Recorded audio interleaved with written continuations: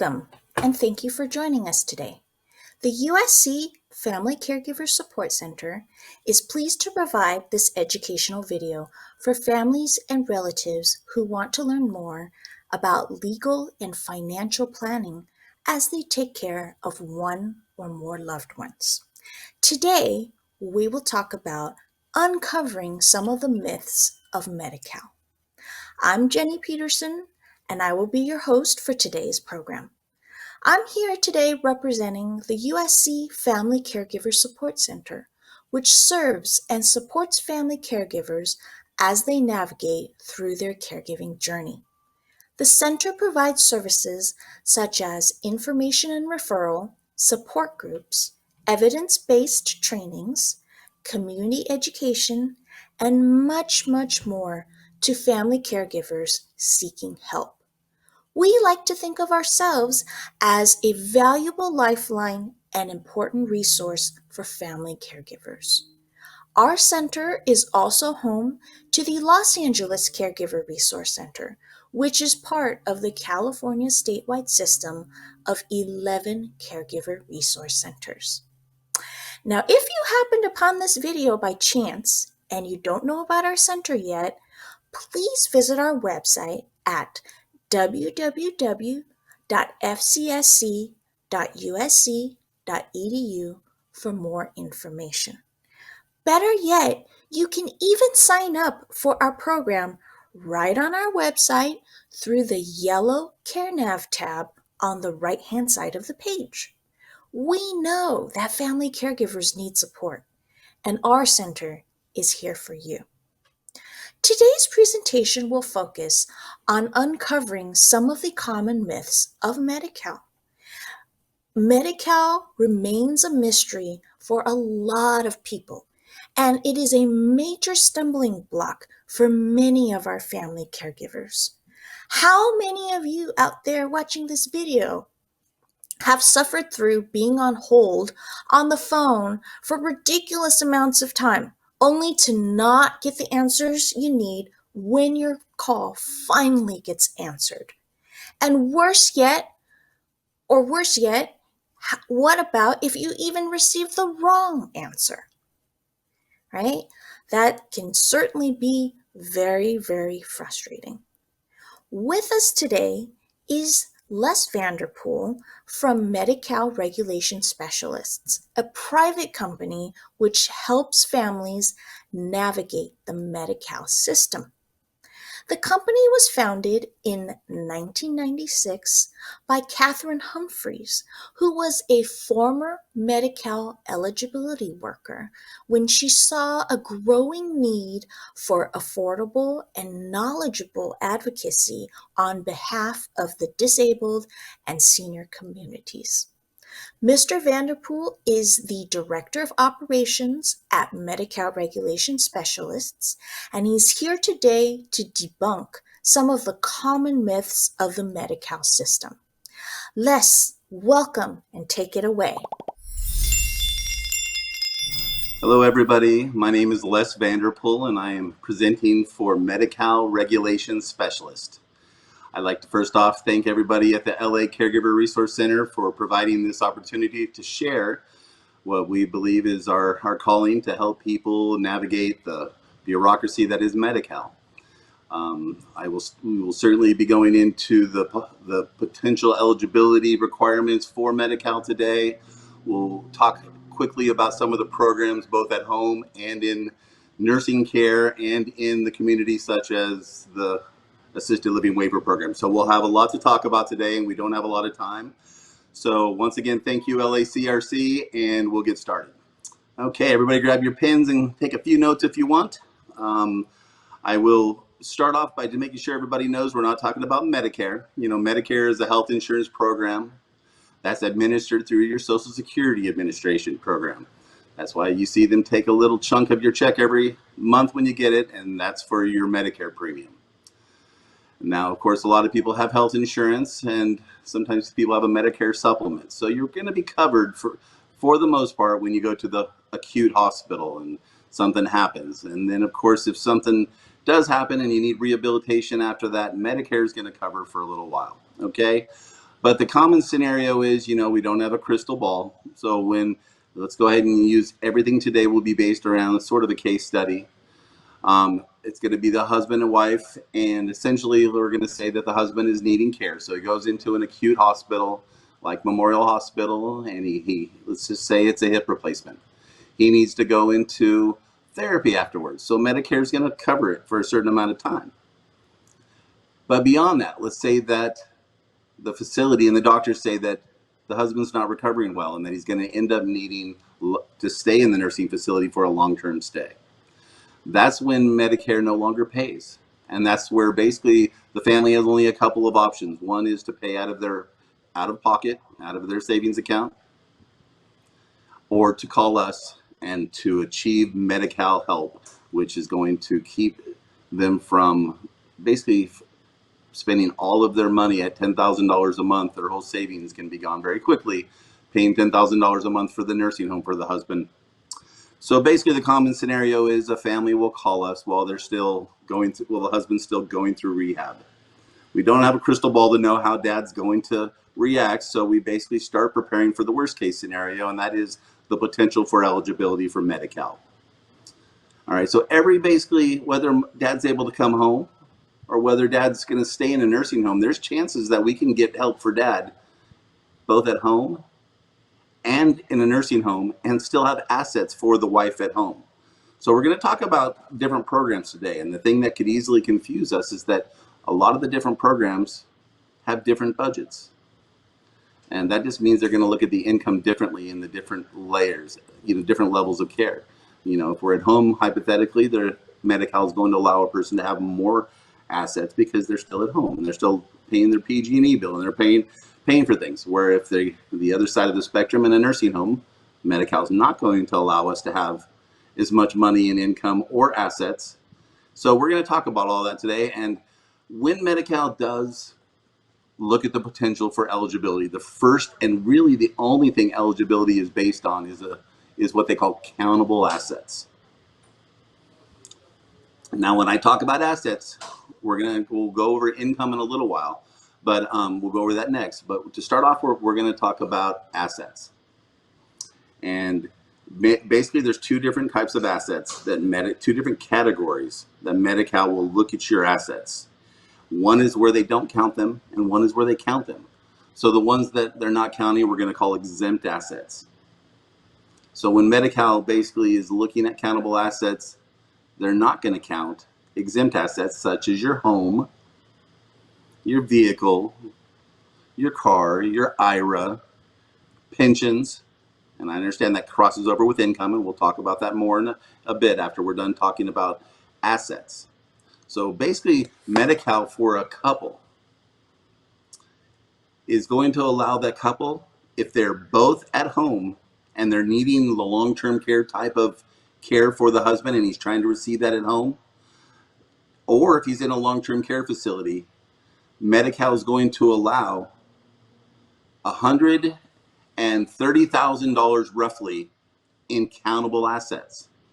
So once again, when you talk about countable assets, we're not talking about the home. We're not talking about one car. We're not talking about pensions. We're not talking about IRAs if they're set up correctly. Okay, we're talking about things like your bank accounts, most annuities, investment properties, stocks, bonds, CDs, bank accounts, second vehicles, second homes, most of the time cash value of life insurance, depending on how much it is. So there's a lot of gray areas, and a lot of those assets I just listed, for the most part, are going to be countable. Okay, so there can be some crossover depending on the situation. But not to get too technical, essentially those are what we call countable assets as compared to the exempt assets. Once again, the home, the car, the pensions, and whatnot.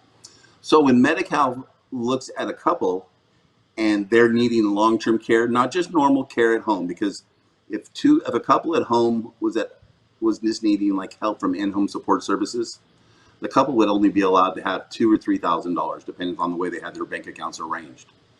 But if the husband, under a new program called the Home and Community-Based Services Waiver Program, yep, it's a mouthful, we'll just call it the waiver program.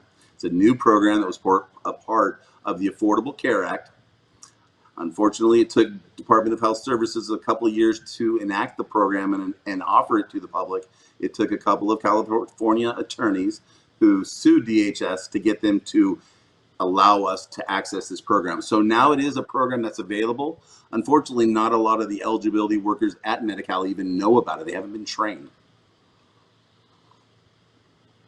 So essentially, you will need to speak to somebody who knows about that program if that's the type of program you're going. And essentially what that program allows for is, instead of only being allowed to have $2,000 to $3,000 as a couple at home, now you're going to be allowed to have those long-term care type of regulations. They call them spousal impoverishment regulations, but essentially all it means is that you're allowed to have assets now. You're allowed to have $130,000 sitting in a checking account, or a combination of a second car that's $10,000 and $110,000 in a checking account. So essentially, in countable assets, you're allowed to have $130,000. And Medi-Cal allows you to do things to put yourself in that situation. You know, if you have a couple thousand, $100,000, and your husband's going into a nursing home, and you still have $100,000 on your mortgage, absolutely, one of the options that you would have is to pay down that mortgage so that you fit the countable assets of $130,000, so that you can get some help with that $10,000 medical bill at the nursing home. Okay, so you can see how this is essentially, there's some planning to do to look at your assets. You will hear people say that, you know, they were denied because they had too much income.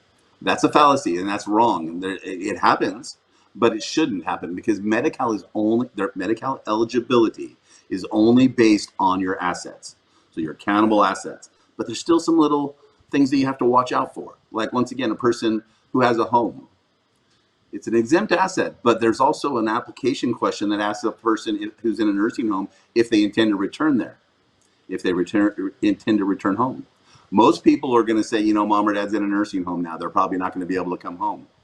But that, if they answer no, so mom and dad are not coming home from the nursing home, now Medi-Cal is going to consider the home accountable asset. By saying there's no intention to return there if they could, then it becomes accountable asset instead of an exempt asset. So we need to understand that Medi-Cal also, even though I tell you that the home is an exempt asset, we still need to know there's some gray areas and things, then, you know, ways that you can create a denial in your application just because you don't answer a question right. Okay, and there's other little pitfalls that, you know, we'll talk more about too. You know, as far as the different types of exempt assets that people can use to spend down some of their extra assets that are keeping them from qualifying, you know, are things like taking care of their burial. And just like that, on that same note, if you were to go down to the mortuary and create an $8,000, $6,000, you know, burial services policy or a cremation policy, it's a contract with the mortuary. So if you don't tell the mortuary that you need it to be an irrevocable contract, then Medi-Cal will count the value of your contract.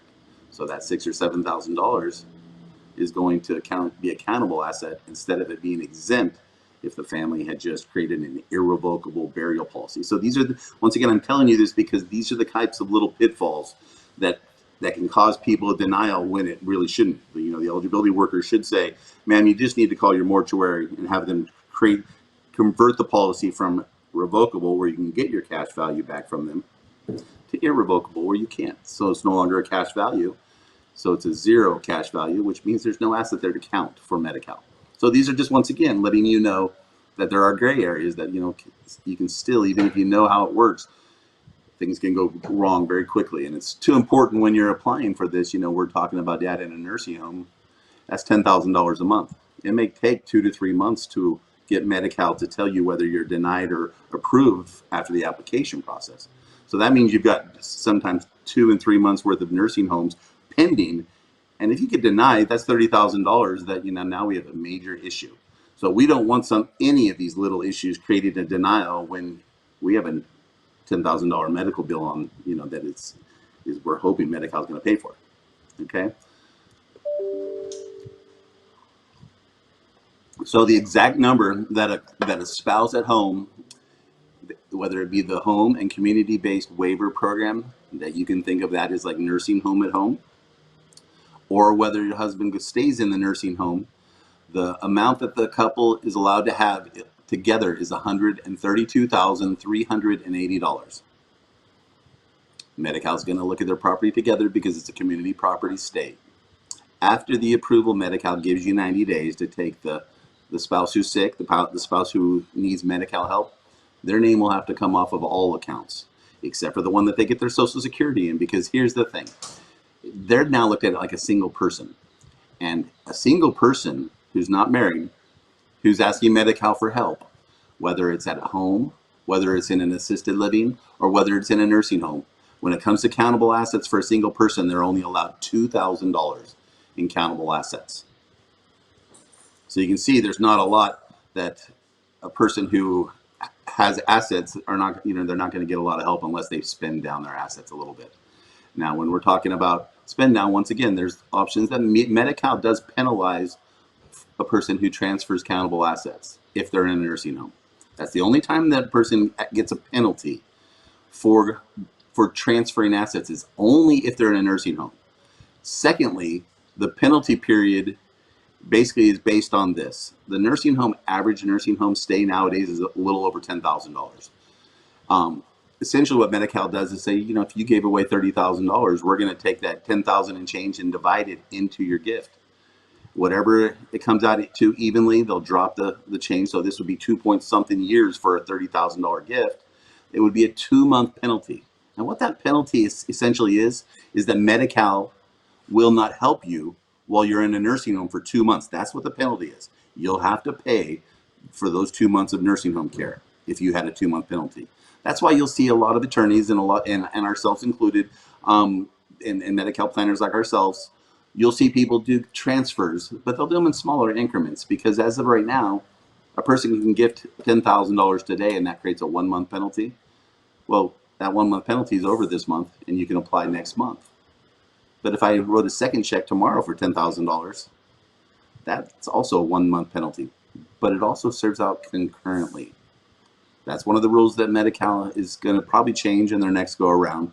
But right now, the penalty period for each of those gifts, you could do 30 gifts in one day on different days.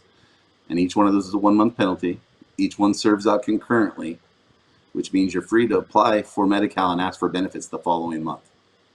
It'll be different if they change that rule and they make it consecutively that they serve out your penalty, because you would then have to serve out however many months. If you did 30 gifts, that'd be 30 months that you would have to pay for nursing home care out of pocket. So, but under the current rules, that's one of the more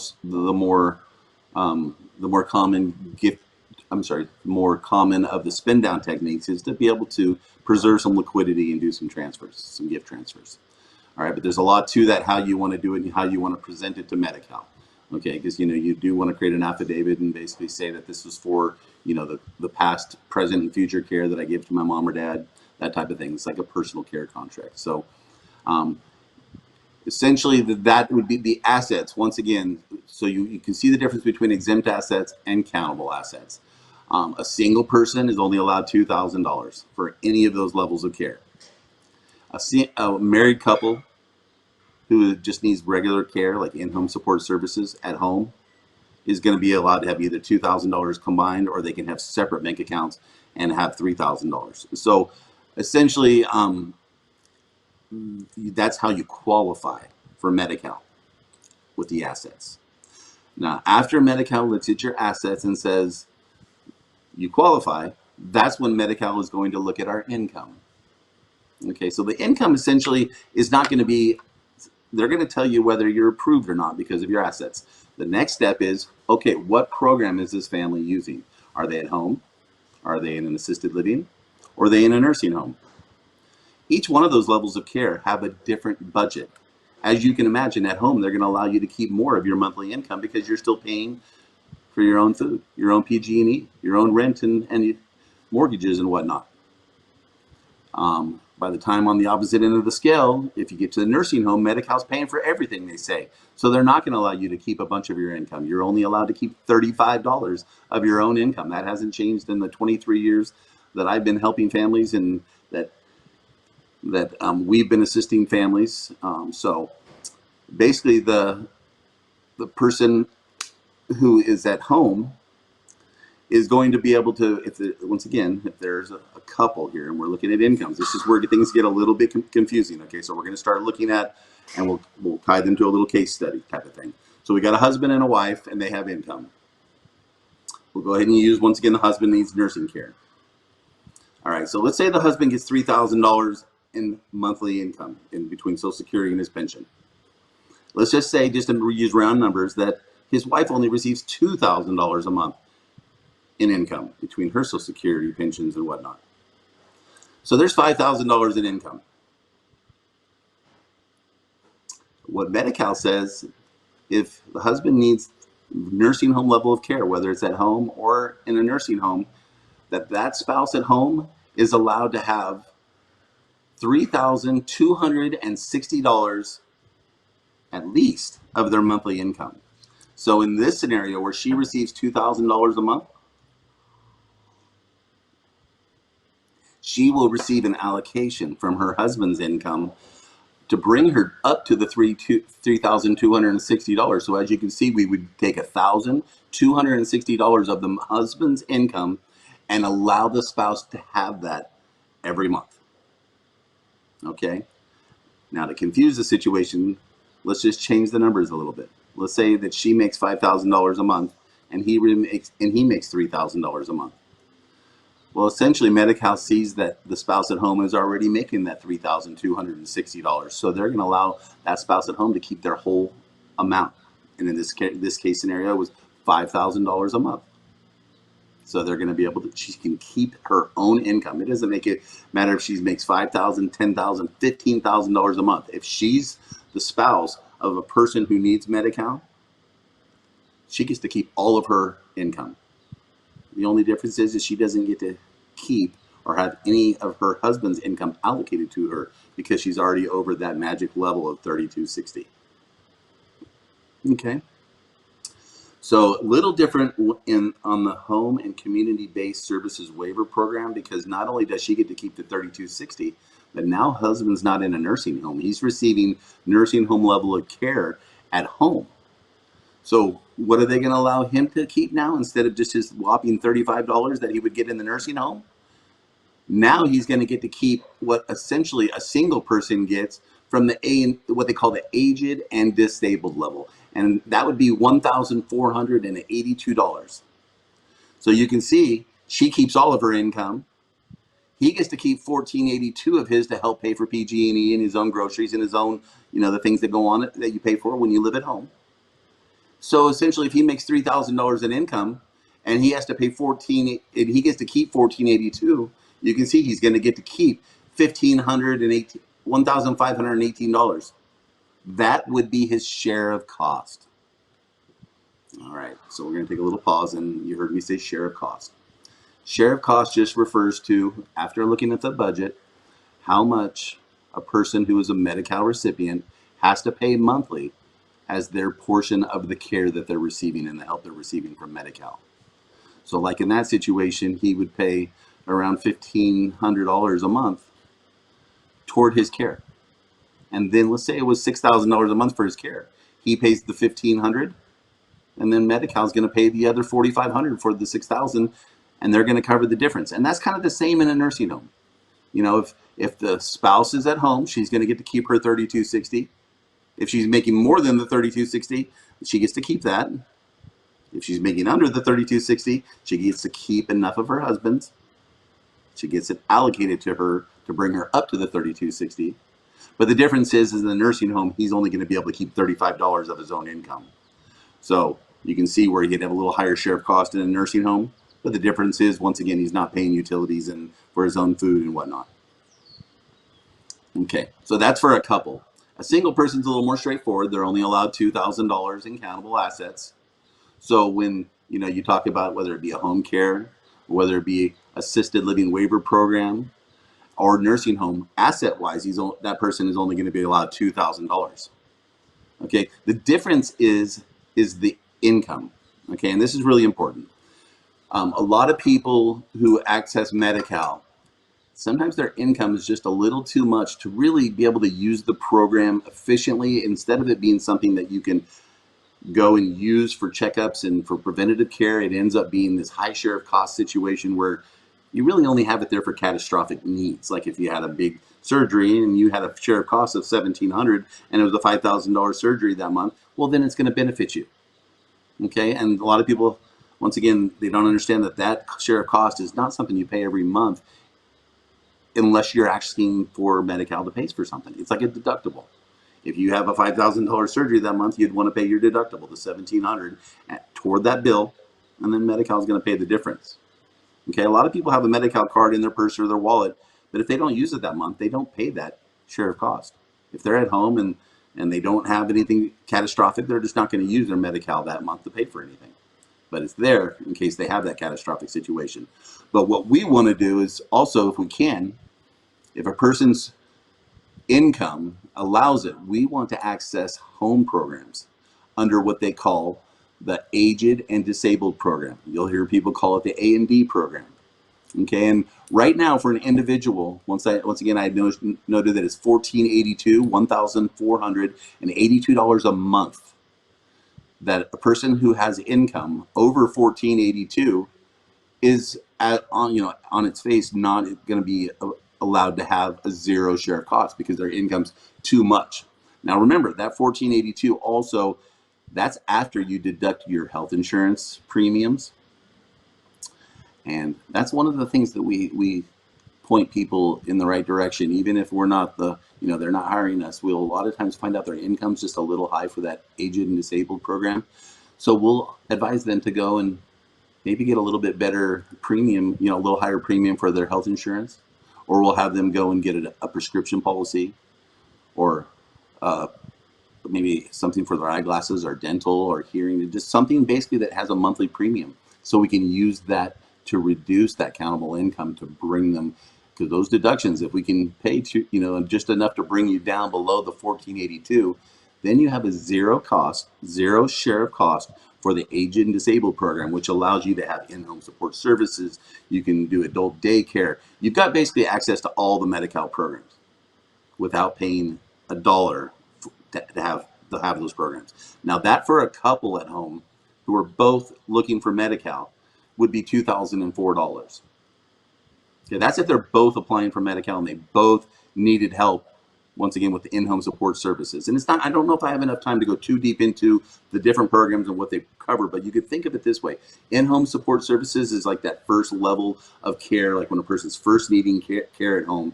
It's more like your activities of daily living. They'll call those ADLs. And essentially it's things like cooking, cleaning, bathing, assistance with all these different ambulatory, making sure that the person's staying clean and fed and all the different things, that essentially a person has to do to stay well. So those ADLs are basically an in-home support services. After you're approved, would send out a social worker to do an evaluation, and they would determine how many hours a week that person needed help with their ADLs. And basically Medi-Cal allows you, they cut you a check so that you can pay one of their in-home support services workers, or it can be a family member. You just have to do a small little initiation within that, that application to DHS. But essentially that family member who's already been providing care can either use some of that money and pay themselves, or you can use it to pay some other caregiver, so it gives that family member some respite. Okay, but it just allows for some more resources as that person is starting to need care. As you at home, obviously, after in-home support services gets to the place where it's not efficient enough, a lot of people have gone to nursing homes. There is that intermediate step of assisted living, but a lot of people go to nursing homes because Medi-Cal wouldn't really help with assisted livings traditionally. Okay, so that's why a lot of couples used to be split up. One would go to a nursing home and one would stay at home, because that's the only way that Medi-Cal would provide for that higher level of care. Now, I've told you that changed with the home and community-based services waiver program. The waiver program now is the newest tool that allows us to keep families at home together, a husband and wife together. They don't necessarily have to be split up to receive that care and have assets. Okay. So a single person basically does have, and anybody that's on the Aged and Disabled program, the A&D program, does have, though, that intermediate level of care available to them through a program called the Assisted Living Waiver Program. I know it's another waiver program, but I guess, Medi-Cal uses the waiver program as it means it's a pilot program. It means it's something they're testing out. Well, the Assisted Living Waiver Program has been around now for probably, I would think, about 12, 13 years. And if a person's monthly income is below that Aged and Disabled program level of the $1,482 for a single person, or $2,004 for a couple, then that person can apply and be approved for the Assisted Living Waiver Program. Now, the only problem with that program really is in some of the smaller counties throughout the state, there's not a lot of facilities that have actually contracted with the Department of Health Services to be providers in that program. I can tell you, in some counties, there's only one, where in bigger cities, bigger counties, LA has lots of assisted living waiver programs. So depending on which area you're in, that program may or may not be as efficient for, as it will be for others. So, but it is another program that we can help you evaluate. So, those are basically assets, income. I can tell you that I know there seems like a lot to this. I can tell you that our company, Medi-Cal Regulation Specialist, basically is a company that's been around for about 23 years.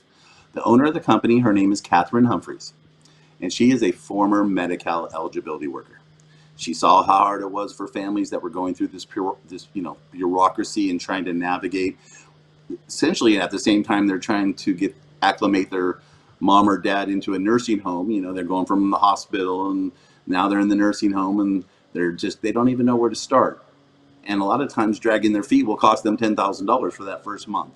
So Catherine saw this and she said, you know what, I'm going to start doing this privately. And here she is 23 years later, allowed to share her information with wonderful groups like the Caregiver Resource Centers throughout the state. And I don't know if you guys know, but they're absolutely the Ferrari of the senior industry. They are the watchdog. They are the people who provide families probably the most respite and the most information. And we're very proud to be, that they trust us to help their families. So 23 years later, we've probably helped, 3,000 or 4,000 families from the Caregiver Resource Center.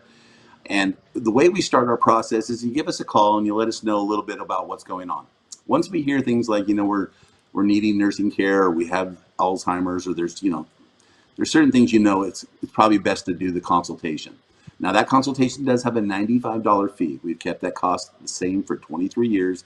It's enough to where, basically we hope that people, even if you're on a fixed income, can afford that, because what we're trying to empower you to be able to do in that scenario where you don't have a lot of assets, but you don't really know where to start, is to do our consultation and shed some light on the situation. Know when you walk in the door at Medi-Cal, all the things that myself or Catherine tell you and advise you, and know that at the end of the day, you're not waiting around in the dark for 90 days while they're processing. You know that if you follow our advice, you will be approved.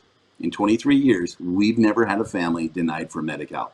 And that goes back to the fact that we have a background in Medi-Cal. We know that inner language that makes a lot of people feel like outsiders.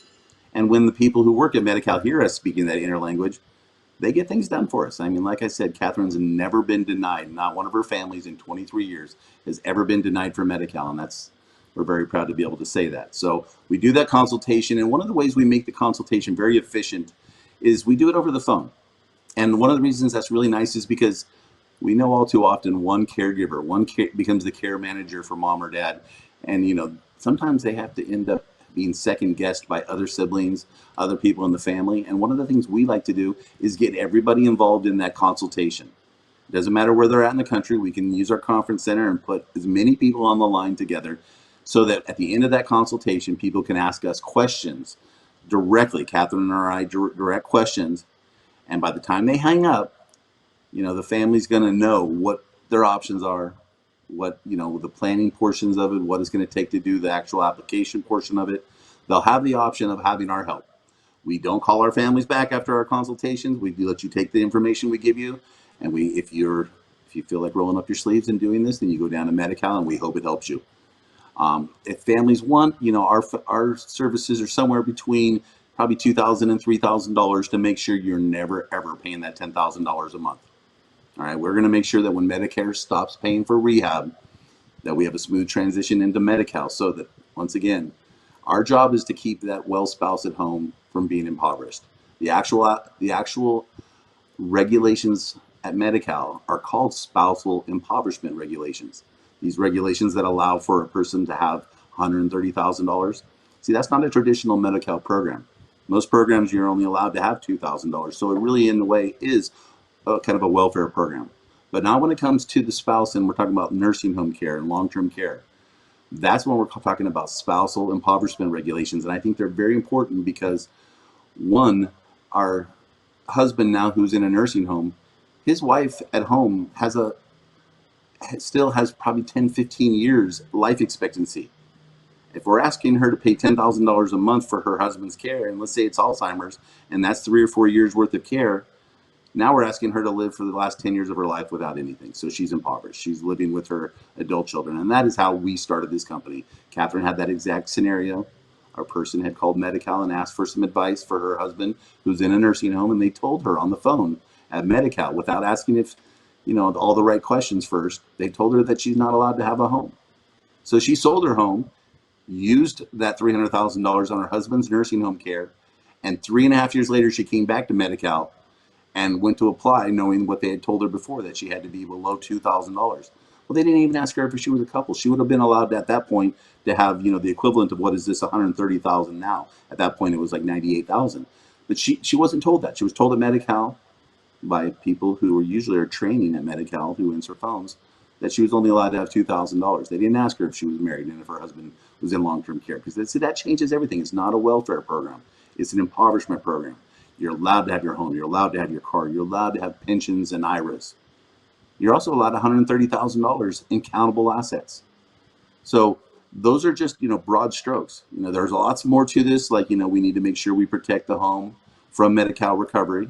And that's very easy to do these days, especially with the new, you don't even necessarily need a trust, but most of the time I think a family does get a trust. Just, once again, it keeps their families at a probate and whatnot. But we're going to discuss all of that. We're even going to discuss the potential of possible VA benefits if we see that there may be potential. We're not allowed to assist you with the application of that, but we can tell you if that program looks like it would be something that would be beneficial for a veteran or their surviving spouse. Okay, so all of that basically for $95, you're sitting down, getting the whole family together on the phone, and then you're going to know how to proceed with the planning and with the application process and all the rights and responsibilities and things you have after the approval. You're going to know about the different programs, between the home programs like in-home support services, in-home operations. You're going to know the intermediate community programs like the assisted living waiver program. And then we're going to, once again, cover nursing home care, because that's when it becomes catastrophic. That's when we absolutely need to protect our well spouses from impoverishment. And we're very thankful to be able to do that. And we're certainly thankful for the time you guys have spent with us today on the phone. If you guys have any questions or you would like to set up that consultation, our toll-free number is 877-677-6334. Our website is www.needmedical.com. Just make sure you put it as MEDI-CAL, needmedi-cal.com. And we're certainly feel thankful to be able to take a little bit of the stress off of you and try to figure out which programs and things might benefit you, and most importantly, kind of figure out how to pay for it all without being too stressed out. So thank you guys, and we appreciate your time. Bye-bye. Thank you, Les, for that informative presentation. One of the most important things that I got out of your presentation today is that as frustrating as Medi-Cal is, and as mysterious as it is, there are resources out there to help us understand and navigate the system. Legal and financial planning can have a massive impact on Medi-Cal eligibility. So it is crucial for family caregivers to consult an elder law attorney or Medi-Cal expert before making any decisions which will have lasting legal and financial consequences for the person that you are caring for. Thank you for joining me today as we learned about Medi-Cal myths. And a very heartfelt thank you to Les for his wonderful presentation. As I mentioned at the beginning of this video, the USC Family Caregiver Support Center is here to help educate you, connect you to resources, and support you throughout your caregiving journey. Please be sure to visit us at www.fcsc.usc.edu or visit our social media pages on Facebook, Twitter, and Instagram to learn more and connect with our center. If you enjoyed this video and found it helpful, please click on the like button below. Also, make sure to click on the red subscribe button, which is also below, To subscribe to our YouTube channel and be notified every time we post a new educational video for the caregiving community. Take care of yourself and until next time, just remember that caregivers fight on.